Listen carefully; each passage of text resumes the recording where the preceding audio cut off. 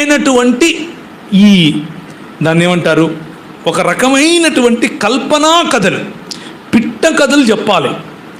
నీకు ఇష్టమైన పిట్ట కథలు చెప్పాలి. నేను అక్కడికి వెళ్తున్నాను, కారు ఇలా అయింది, ఇదైపోయింది, అదైపోయింది, లాస్ట్లో ఒక వాక్యం తీసుకుని దేవుడు ఇలా చేశాడు అనగానే అందరూ చప్పట్లు కట్టి ఏం మాట్లాడాడు, ఏం వచ్చేసింది, ఏమొచ్చింది ఇంతకు అని అంటే ఏం గుర్తుండదు.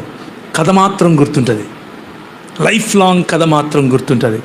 ప్రియమైనటువంటి దేవుని సంఘమా, ఏమని చెప్పాలి నేను? ఇర్మియా అంటున్నాడు, ఏం చెప్పాలి వీళ్ళకు? దేవుని వాక్యం అంటే వీళ్ళకి రుచి ఉండదు. ఏం రుచి ఉంటుంది వీళ్ళకి? కల్పనా కథలు రుచి ఉంటాయి. దురద చెవులు. ఎంతసేపు నీకు అదొస్తుంది, నీకు ఇదొస్తుంది, నువ్వు అలాంటోడివి, నువ్వు గొప్పోడివి, నువ్వు ఫలానా వాడివి, నిన్ను దాకేవాడు లేడు, నిన్ను ఎంత గొప్పోడు లేడు. దీన్నే ఏమంటారు అని అంటే ఒక రకంగా ఆత్మీయ తిరుగుబాటు అని కూడా ప్రభు పిలుస్తాడు. ఒకసారి చూస్తారా ఈ తిరుగుబాటు గురించి? ఎహెచ్కేలు గ్రంథం 12వ అధ్యాయం 2వ వచనంలో మనకు కనిపిస్తుంది. ఆత్మీయ అంధత్వం చూసాం, ఆత్మీయ చెవిటితనంను ప్రభు తిరుగుబాటుతో పోలుస్తున్నాడు.